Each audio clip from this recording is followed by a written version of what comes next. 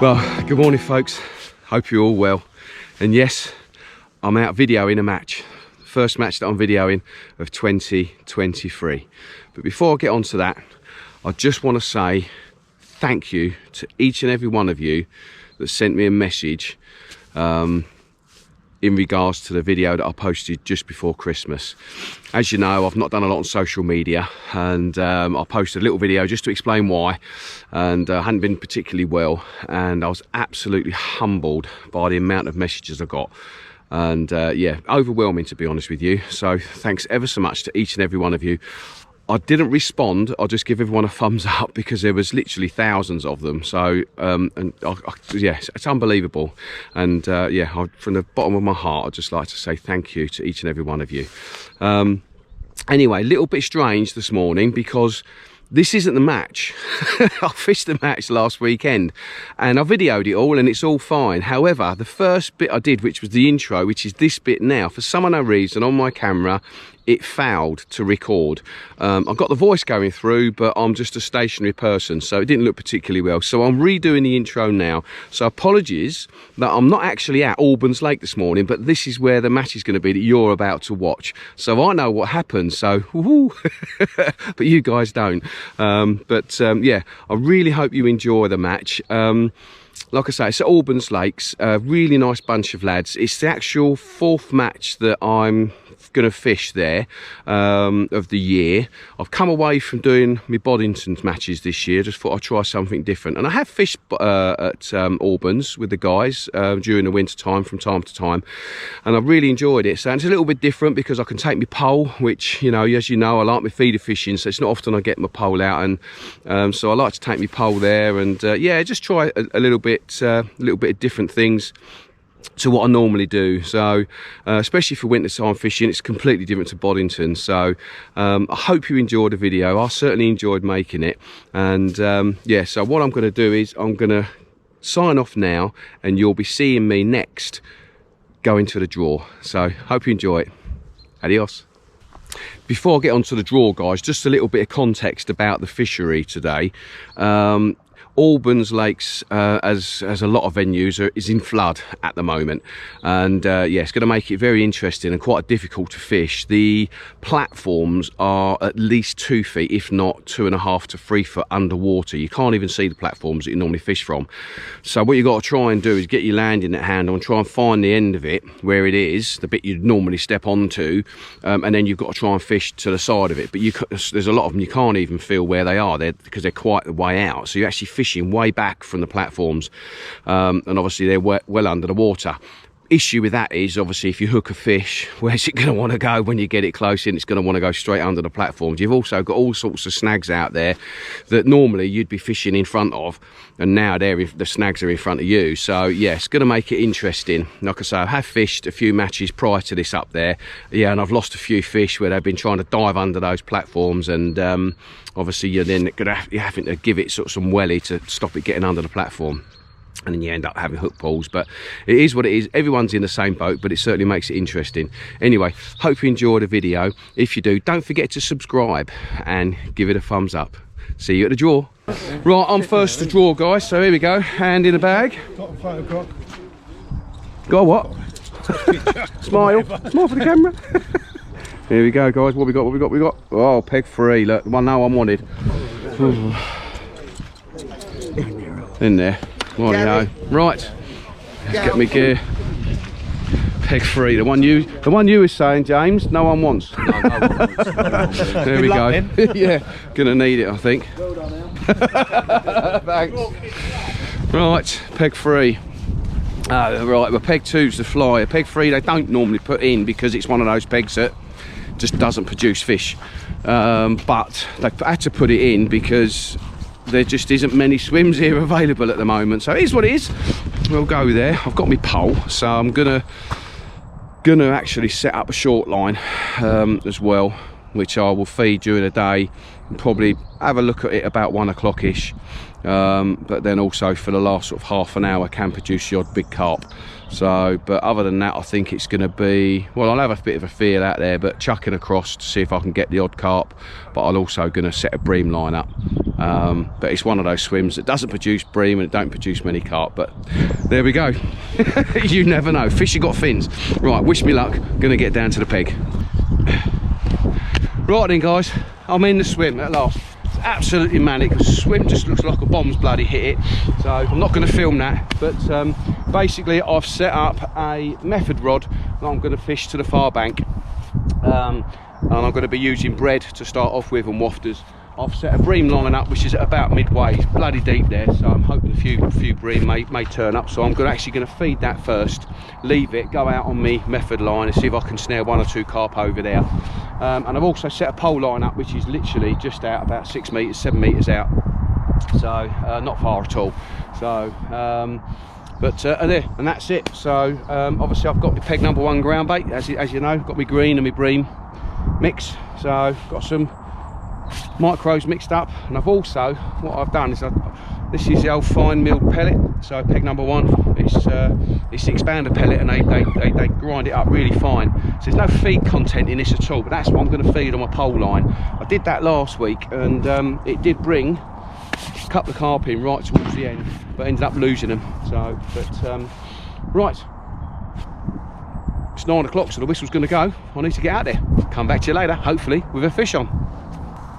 Right guys, I'm rushing around trying to do me intro as I'm in the swim, and I've actually just found out I've got another 15 minutes. It ain't starting until 9:15, so apparently the draw took a little bit longer than normal. So I'll go over the tackle I'm going to be using today. So as you know, they're Free Spirit rods, they're both high S and they're both exactly the same. I'm using the same rod for my bream as I am for my carp, and I'll tell you the reason why. Because the bream are fairly big here, and also you catch as many carp on that bream line as you do bream, or I have as well. So you've got to go with something that's got a bit of power, but you don't obviously want it to be too stiff. So I've gone for they're high S power feeders. They're both 11 foots, but they are the special versions. So you can see them both here. That's the special versions. They're both 11 foot, so what, 3.3 meters. And I've gone for a 1.5 ounce tip on the method, and I've got a 1 ounce tip on the bream. So yeah, nothing too complicated. There is some bigger carp in here, but you don't normally get them out on that method line. You can get them obviously, but you predominantly get them on when it's closer in a bit later on. So I don't even know what they're doing, if they're splitting the sections today, or if I'm fishing for a section, or if it's just overall, not sure. As soon as I was first to draw, so as soon as I drew, I've shot straight off. So, but yeah, what I'm going to do is I'm just going to try and pop my bread up a little bit on my method, only just pop it up a little bit, and see how we get on. I'm going to put 2 discs on to start off with. I was finding last week the 3 disc was masking the hook a little bit, so yeah, obviously, and what I'm going to do is feed that bream line first of all. Just going to put 6 bait up feeders out there, Guru bait up feeders, and then just leave that out there. I'm not putting any worm out there to start off with, just going to put a few dead reds and some dead actually I haven't even, oh here we go, yes, got some dead reds and some dead pinkies there, so going to put a few of them in it. And I have got some worms here. I've not chopped any of them up yet, so I've actually done some expanders as well there, just to sort of like put on the hook and maybe feed on that pole line. So I'm not going to rush to get on that pole line. Earliest I think I'll go on there, unless it's really dire, but the earliest I'll probably go on there is about maybe 12:30, 1 o'clock. So I'm just going to keep feeding it every half an hour. Just going to keep putting a pot of the old expander out there, a few little bits of corn, and yeah, see how we get on. Like I said, got the old green and bream and skimmer mix there, mixed up. I've actually put a little bit, not a lot, but I put a little bit of molasses in there. It's a lot warmer today than what it has been, so which is good. So I've got a feeling that we might catch a few bream, but like I say, this peg's a bit of a nothing peg. No one ever normally wants to, they don't put it in, so this is the first time it's been put in apparently for over a year. But it's just purely because, if give you some sort of indication, where I'm fishing here, just to my right here, this is where the platform is. So where this goose is, just here, you go out there and that's where the platform is. I've got my old landing net handle, so I've got kind of like a bit of a window in front of my nets here, just where I can bring the fish in. So it's more like in front of this net here. So but so yeah, that's the plan of attack. Anyway, so how long have we got? Let's have a look. It's 6 minutes past, so got just under 10 minutes. So I'm just going to have a little bit of a tidy up, because behind me, you've probably seen it, it just looks like a bomb's gone off anyway. So going to have a little bit of a tidy up now, and yeah, get ready for the match. So come back to you hopefully with a fish on. Adios. So still waiting, guys. Got about 5 minutes to go now. This is peg 2 beside me here. James Power's on that. Now James is the venue expert. He always pleads he's not, but he always gets in the frame one way or t'other, and he's bloody good at the draw, but obviously he's got good venue knowledge as well. Now peg 2 last week didn't fish very well at all. Out there, I don't know if you see, there's a little white thing, that's actually sandbags. That's the pipe, and that's normally a really good spot for catching fish, but since this water's been above the pipe, it hasn't really produced that well. And obviously also just to James's left there, you've got some trees. It's a really good pole line. But the guy last week, I think he might have even blanked, I don't know, I'm not sure, but I know he didn't fish particularly well. The week before that, the guy fished that pipe, and I was on peg 4 a couple of pegs down to my right, and he was just catching a load of line. He got it out in the end. He went over there and got it out, but he lost 4 fish on it, and then after that he just bloody killed it. But they did come walking down the bank and put all those sandbag bags down, so that might not have helped either. Yeah, peg 2 can be a really good peg. In fact, it was that deadly they stopped putting it in because it was just winning every single match. Main reason being is all that water there is unfished. As you can see, the fish can just, you know, go off down here and then come back round again in the margin, and they can go back obviously opposite over to the pipe again and all the way down again. They don't tend to come past there, hence the reason why I don't normally put this peg in. But we'll see. The other hot peg, which has been over here in the rushes, which is peg number 5, literally there's a hole there, like I said earlier on, there's a deep hole. You've got to cast to it, and the fish seem to just sit in there. That's produced the money for, yeah, the 4 weeks that I've been here. James was on it again, funnily enough, a couple of weeks ago. I was on 4, he was on 5, and he won the match off of it. So I think I ended up hooking 2 carp and losing 2 carp. I think he had 9 carp in the end out of there. So, but there we go. Right, that's it. I'm going to put the camera on my tripod and get ready to start fishing. So come back to you once again, hopefully with a fish on.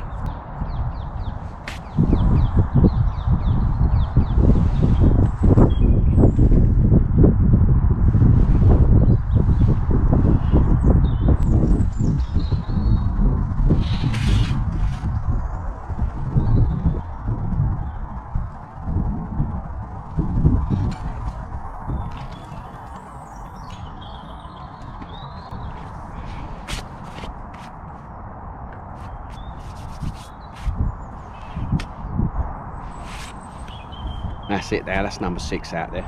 So just going to let that settle now. Get out there on that method line with the old bread. Come back to you in a minute.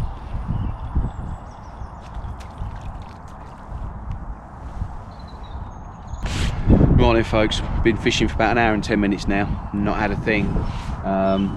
First cast, had a couple of indications on the bread on a method feeder, but after that nothing. One tiny little indication, after that that's all. So just tried maggot on it as well, and not a touch, nothing. So I've just refed my pole line. James has had nothing next door either, so that's a good indication. In fact, I don't think anyone's had anything until quite a way up. I think 1 fish has been caught, that's all. So it's fishing really hard. So it's over an hour now, so I've left that bream line. So I'm now going to, I've just chopped up, there you see that, just chopped up some worms there, and I'm going to put a little bit of that in my feed, just with a bit of ground bait, and I'm just going to fish a small bit of worm on there, and maybe a dead red, to see if we can get any indications of anything. So right, come back to you hopefully with a fish. See you later. Right then folks, we are not quite 2 hours in, another 5 minutes and we'll be 2 hours in, and I've not blanked. I've caught a little roach. Yeah, went out on that bream line and got a full, just had another little touch then, funnily enough. Just started getting little touches, but it's just roach, small roach by the looks of it. But there's been nothing caught around me, just literally a couple of little roach further down, that's it, no carp at all, or bream. So yeah, I'm going to keep feeding this line just in case a bream turn up. Keep feeding that pole line, but I just can't see that there's any point in fishing the old method out there for the carp at the minute, because they're just not feeding anywhere. So yeah, here we go, and have a little touch then.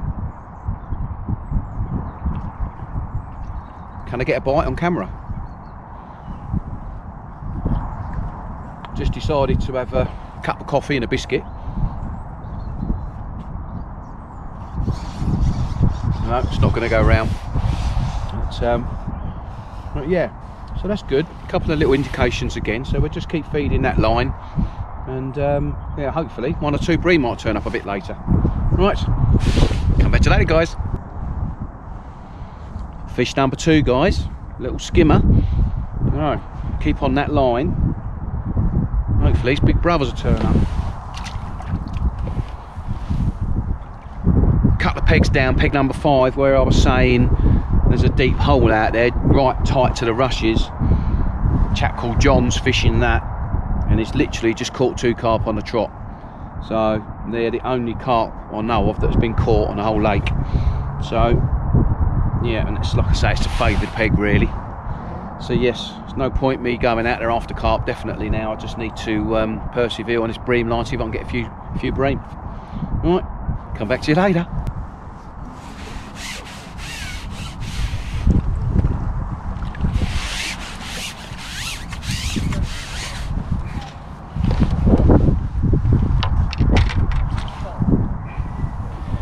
Skip bob number 2.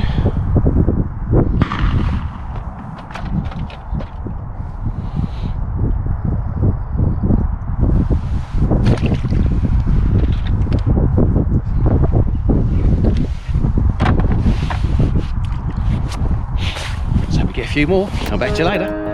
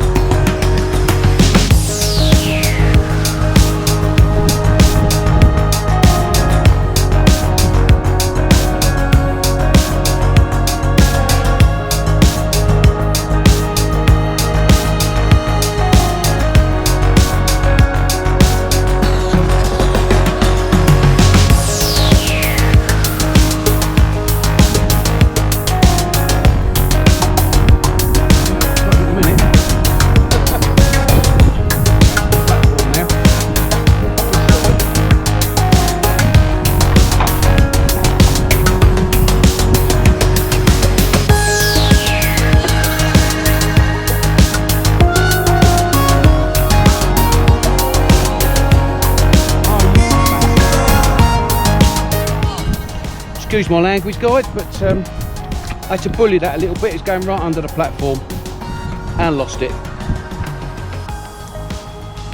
Thought I'd just try a method feeder out there with a wafter on, and yeah, it went round. Oh well, we'll go again. Well folks, it's just over an hour to go. I've had another cast out there, I haven't had a touch, so I've just gone back out there again. Yeah, obviously not quite sure what to do really, if I should drop back on that bream line, but I want to concentrate on the pole definitely for the last half an hour, obviously, unless I am getting bites out there with the carp. But yeah, just a bite out of the blue, to be honest. I was just about to start tying a different hook length up for my pole, and it went round. So it was my second cast out there. Lee next door's had 2, so I thought, right, maybe there's a few out there feeding. He's quite away from me, but obviously there is the odd 1 or 2 out there now that are feeding. He's not had any more since, and they were quite a while ago now when he had them 2. But yeah, it's I think John next door to him now in Peg 5's got 3, which I think is winning the match at the minute. So it's still anyone's to grab. 3 carp, you can catch them quite quickly. But James next door, Peg 2, he's had nothing at all. He's not even had a bite. He had a drop back bite earlier on, and that was it. So apart from that, nothing. So he's been out on the pole under that tree and not had a touch either. So he's packing his pole away now. But yeah, so it's a bit of a quandary what to do. If I stay out there, or do I drop back on my bream line for half an hour to see if I can nick the odd bream.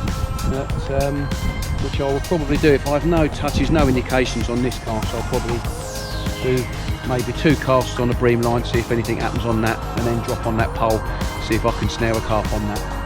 Right, come back to you later. Ta-da. Morning folks, we've got half an hour to go.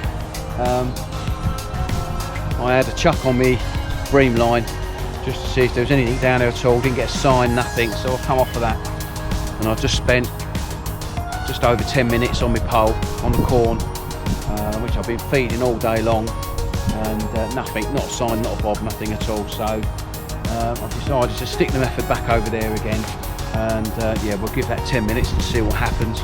And yeah, maybe right at the end I'll just might last 10 minutes go out on the pole again to see if there's anything down on that corn. I've refed it. But yeah, it's been very, very hard today. But yeah, no signs since I lost that last one. Right, come back to you hopefully with a fish on, but if not, it'll be at the end. See you later. Right then folks, as you can see, all packed up, I'm ready to go back. Anglers are walking back up there now. Well, that was a tough day, that really was, for the first video of the year, but there you go, it's fishing for you, winter fishing for you as well. Yeah, I had that one decent fish on which I lost. I then was trying to fish the pole, but there was a snag down there and I kept on snagging it and I weren't confident. So the last 10-15 minutes I went back out on that method feeder again, and literally with 2 minutes to go, it's gone right round. I've lifted in, nothing there, so that must have been a big liner. So by the time I reeled it in, the whistle had gone, so that was that. But I think in the end I weighed 1.8 pound of silvers, which has got me nowhere, but at least I caught a few fish. I saved the blank anyway, so, but there we go. Anyway, I hope you enjoyed the video. If you have, don't forget to hit that subscribe button and give it a thumbs up, and I look forward to seeing you in the swim soon. Adios.